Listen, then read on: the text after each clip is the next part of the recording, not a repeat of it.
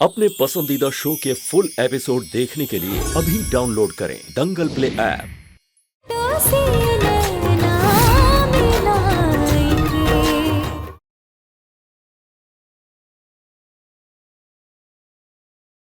तारीफ से काम नहीं चलेगा। हमारा पहला रसोई है, तो आशीर्वाद के साथ साथ ना नेक भी चाहिए हमको।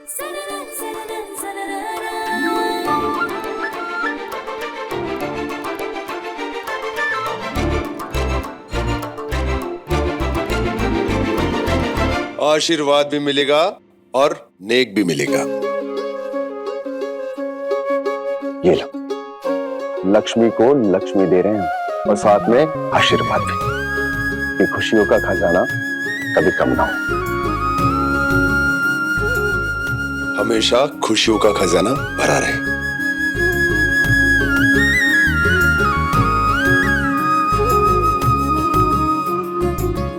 पहली रसोई का असली नेक, बड़ी बहू का हक। इस गृहस्थी की चाबी को दोनों बहुओं के जाने के बाद हम संभाल रहे हैं, पर आज से ये तुम्हारी हुई पूरे हक से। नहीं बुआ जी, ये हम कैसे ले सकते? बोला ना, हक से, सम्मान से। ले लो कुहू बेटे, बड़ों का आशीर्वाद है।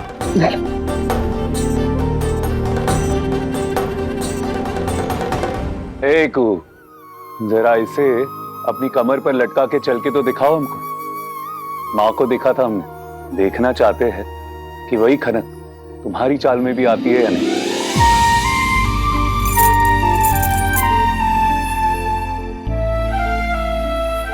देव को दे दो जाके।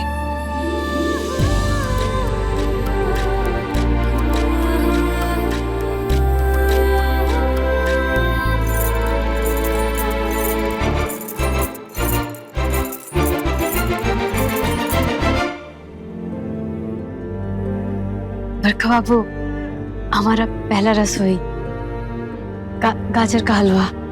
गृहस्थी कमर में खोस ली है, अब जब वसीयत लिखवा लेगी तब जागेंगे आप। हमको नेक नहीं देंगे? देख रहा हूँ कि ऐशो आराम की लालसा गई नहीं अभी तक।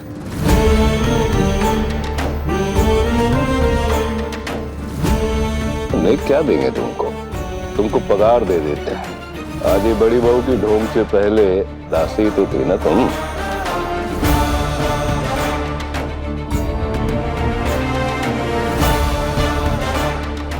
अरे नहीं बरखा बाबू, हमको पैसा नहीं चाहिए। अच्छा, तो फिर क्या चाहिए? बस अवधेश बाबू को ना जेल से छुड़वा दीजिए। हम सुने हैं कि अगर आप कागज तैयार करेंगे ना तो उनको जेल से जल्दी छुटकारा मिल जाएगा। इसको आप इसको हमारा पगार समझिए या बड़की बहू का नेक, बस कुछ भी समझ के बस अवधेश बाबू को जेल से छुड़वा दीजिए। देव,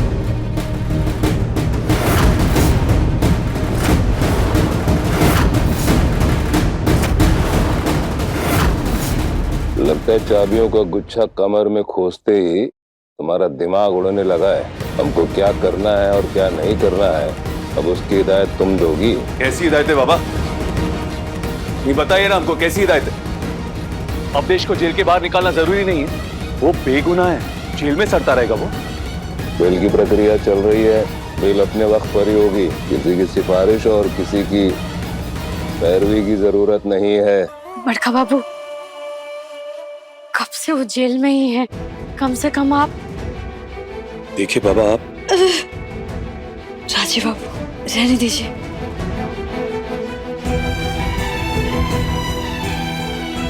बड़का बाबू अब विद्वान हैं, कानून के ज्ञानी हैं। अगर आप चाहेंगे ना तो जल्दी उनको बेल हो जाएगा।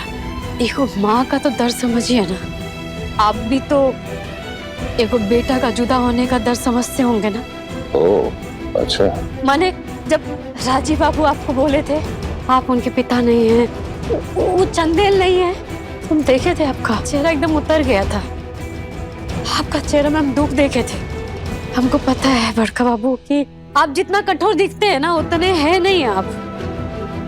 बताओ ना देव, तुम पहले कैसे थे और अब कैसे हो गए हो? वो समय कुछ और था और हम लोग बदल गए। अरे बस करो।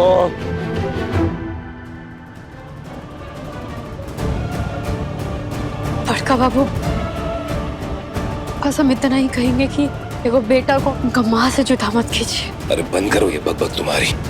बड़ी बहू का लिबास सर चढ़कर बोल रहा है तुम्हारे।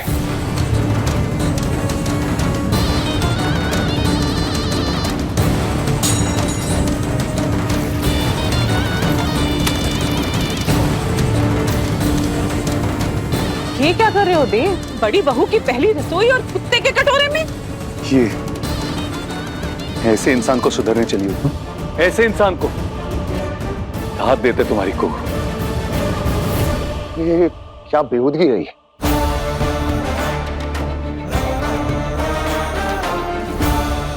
हमारी नजर में तुम और तुम्हारी पहली रसोई की हैसियत ये है। अब रही बात तुम्हारी कानूनी गुहार की, तो भूल से भी दखल मत देना उस क्षेत्र में, वरना वो तो रो ही रही है। तुम भी हैसियत की बात आप मत करिए बाबा। अगर हमने आपके बारे में बात करना शुरू कर दिया ना तो आपको आपकी हैसियत पता चल जाएगी। बाबा आप ना राजीव, राजीव बाबू, कहूँ सच कहूं, गलती इनकी नहीं, गलती तुम्हारी। अरे किससे दया की भीख मांग रही है? इनसे, जिसने अपने ही बेटे को गोली मारकर उसकी ये गति कर दी और खुद पूरे घर में लहराते हुए घूम रहा है। इनसे। अहंकारी, घमंडी, ये इंसान तो अच्छा बाप भी नहीं बन पाया। ये क्या सुधरेगा?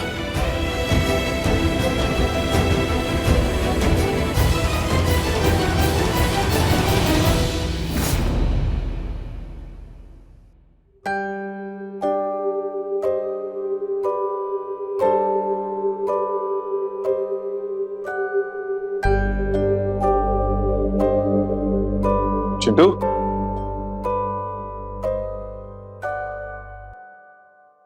हे चिंटू, इतनी चिंता क्यों कर रही हो? टेंशन मत लो।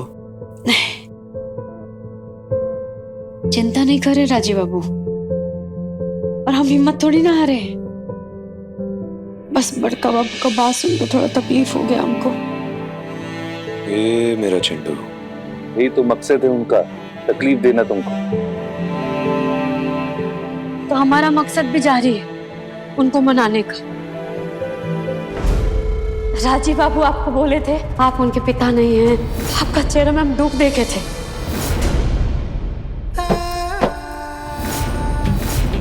और जैसे कोई बटुआ मार के चला जाता है, वैसे ही आपके हाथ से चाबी का छल्ला छीन के ले गई और कुहिया। चाबी का छल्ला हम कब से कमर में लटकाने लग गए? एक ही बात है, औकात की कमर से लेकर उड़नछू हो गई घर की मिल्कियत।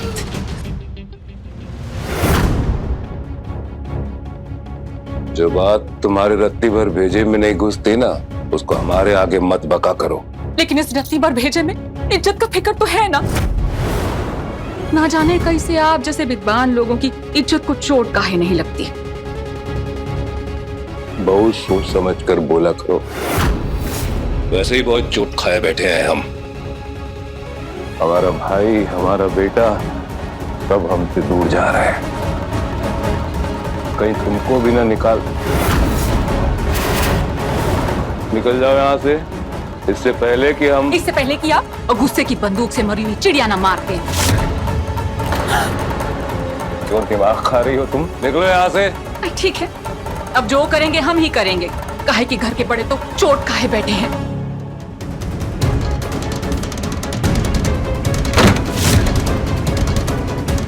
ये भी हमको तेवर दिखाने लग गई। जाओ, हाथ मुंह धो लो। जाओ।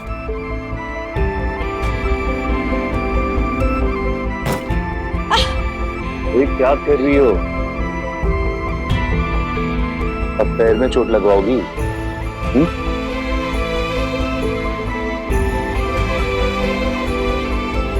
नहीं।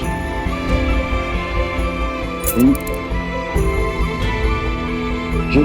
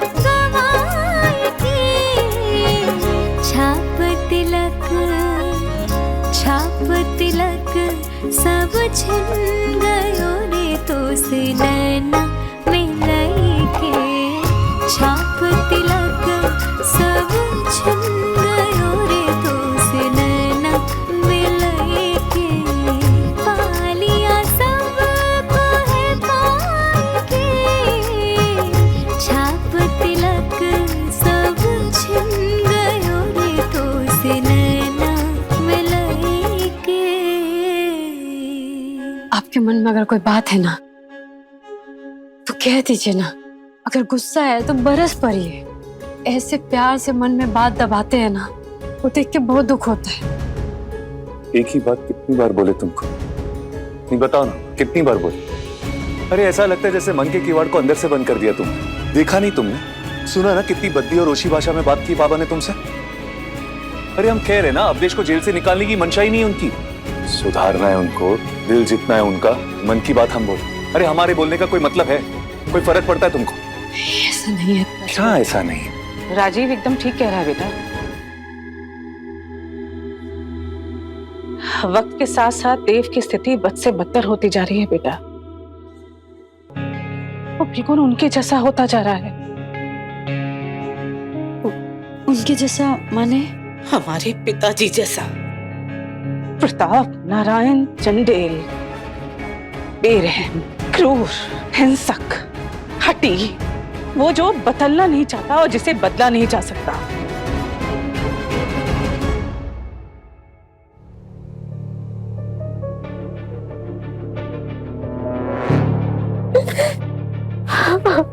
ये आंसू नहीं, तुम्हारे कर्मों का फल है, जिसे भोगना पाना तो पड़ेगा तुमको। जैसे चिंगारी की वजह से ये टेबल क्लॉथ कुछ ही मिनटों में जलकर राख हो गया ना, वैसे ही इस चिंगारी की वजह से आपकी जिंदगी कुछ ही घंटों में जलकर खाक हो जाएगी। अच्छे से रो। काश तुम एक बार मिली होती उनसे, हमारे पिताजी से, तब तुम्हें समझ में आता कि देव उन्हीं की छवि की राह पे चल पड़ा है। निष्ठुर, हिंसक, अमानुषिक, बिल्कुल अपने पिताजी जैसा।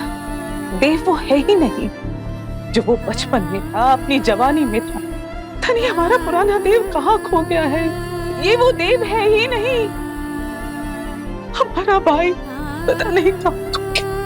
हमें तो यकीन नहीं हो रहा बुआ जी के पापा कभी वैसे हुआ करते थे। हमें भी यकीन नहीं होता राजीव कि देव इतना बदल गया। बचपन में देव ना बहुत नटखट था, मस्त मौला। और वो कॉलेज वाला देव, अरे हमेशा दूसरों की मदद करने के लिए तत्पर, आगे बढ़कर तैयार। पापा। हाँ राजीव, चुटकुलों का भंडार होता था उसके पास। हमको इतना हंसाता था कि हमारी हंसी के ठहाके ना पूरी हवेली में गुंजा करते थे, जब तक कि वो आके नहीं धमकता था। वो क्रूर, असुर। एक दिन तो उसने हमारी हंसी ठहाकों की वजह से उसको इतना मारा, इतना सोटी से मारा कि उसकी पीठ लाल हो गई। बुआ जी। राजीव एकदम ठीक कह रहा है। राजीव के साथ अपनी इस प्यारी सी दुनिया में ना बस उसी में रम जाओ, उसी में बस जाओ। देव को सुधारने का मत सोचो, वो नहीं बदलेगा। वो जिस राह पे चल पड़ा है ना, उसको वापस लाना बहुत मुश्किल है, असंभव है। बेटा, बंजर जमीन पर फसल नहीं उगा करती, प्यार के फूल नहीं खिलते बच्चे। बुआ जी, हम भी यही समझाने की कोशिश कर रहे। ये है कि ना सुनने को तैयार है, ना सुधरने को तैयार है। बुआ जी, हम आपका चिंता समझ रहे हैं, लेकिन दुनिया में ऐसा तो कोई चीज नहीं है ना जिसको बदला नहीं जा सकता है। माने मौसम बदलता है, समय बदलता है, मन बदलता है, तो क्या इंसान नहीं बदलेगा? फसल तो छोड़िए, इंसान तो जमीन खोद के सोना भी निकाल लेता है, पत्थर पे फूल भी उगा देता है। और जो हमारे भोले बाबा है ना, वो अवगुण के साथ ना गुण भी देते हैं। और कभी कभी वो गुण ना कहीं छुपा होता है। हमको ऐसा महसूस होता है कि बड़का बाबू का जो दिल है ना, पत्थर का नहीं है बुआ जी। कोई तो चोट है जो उनके दिल में लगा है। अगर एक बार उनका दिल का चोट, उनका दिल का बात, वो मन तक हम पहुंच जाए ना, उनके दुख तक हम पहुंच जाए ना, तो जो बादल घिर गया है ना उनके दिल के आगे, वो हम हटा सकते हैं।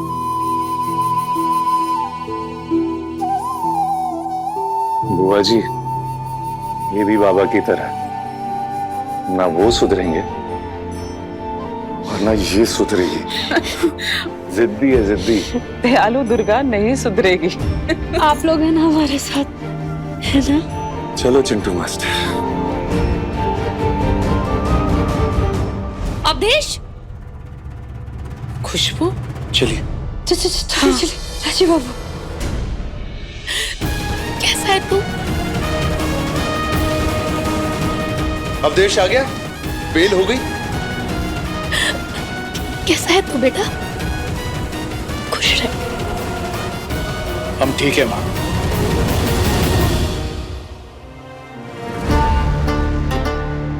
जय हिंद सर। सर बेल पेपर्स मिल गए हैं। आपके जूनियर लॉयर ने थाने में आके जमा करवा दी थी। शुक्रिया इंस्पेक्टर साहब, शुक्रिया। ये सब हमारी दयावान दुर्गा की वजह से हुआ है। ये है तो सब मुमकिन है। साक्षात दुर्गा ही है। देखिए ना, पत्थर को भी पिघला दिया। भूमि, बेटा आरती का थाल लेके आओ। जी बुआ जी, अभी लाई। हम अभी आते हैं।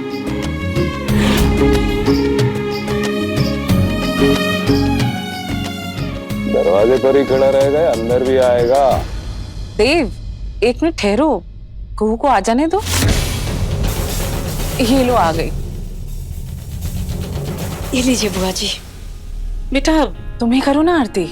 हाँ, आज तुम्हारी वजह से अवधेश जेल से छूट के आया है। पकड़ो थाल। जाओ।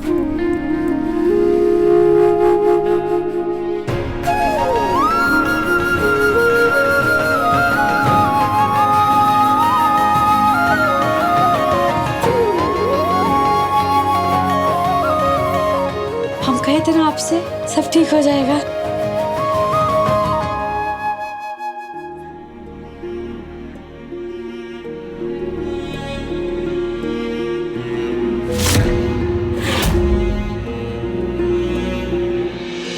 दादा, न जाने ऐसा क्यों लग रहा है कि हमारे बीते युग के देवराज फिर से लौटने वाले हैं।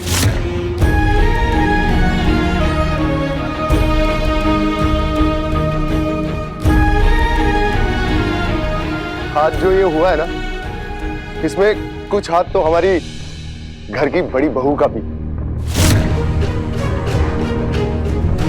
शाबाश को, ये है इसकी कीमत।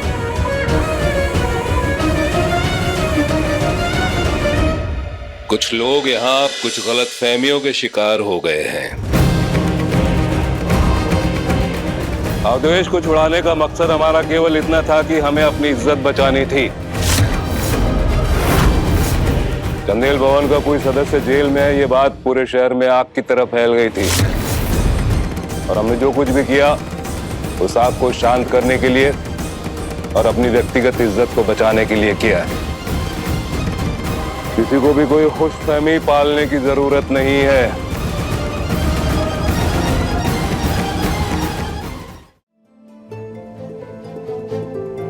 अवधेश बाबू घर आ गए, इससे अच्छा बात क्या हो सकता है ना? जो होता है अच्छे के लिए होता है, और सब तो भगवान करते, भोले बाबा करते हैं, इंसान तो सिर्फ जरिया होता है। अरे तुम थोड़ा कम बोला करो, अजीब ही हालात हो गए इस घर में। एक हमारा सगा भाई पुलिस बुलवाता है हमको अरेस्ट कराने के लिए, अवधेश की बेल कराते हैं हम, और पीठ थपथपाई जा रही किसी और की, तालियां बटोर रही है अदनासी लड़की।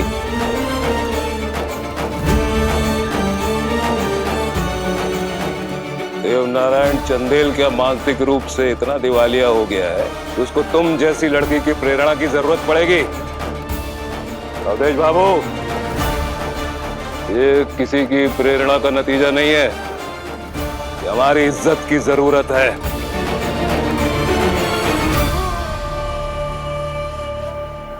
इतने नाशुक्रे भी मत बनो सब लोग। बंद करो ये ढोंग।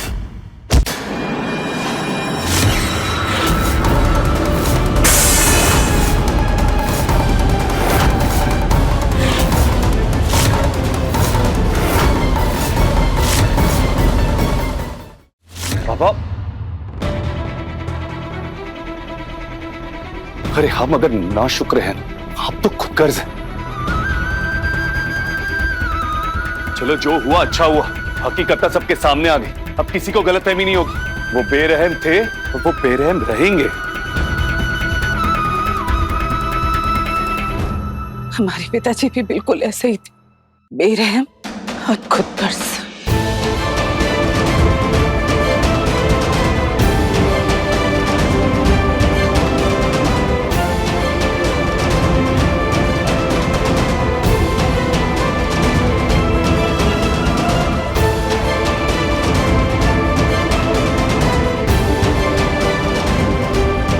चंदेल वंश का एक वट वृक्ष खतरे में है।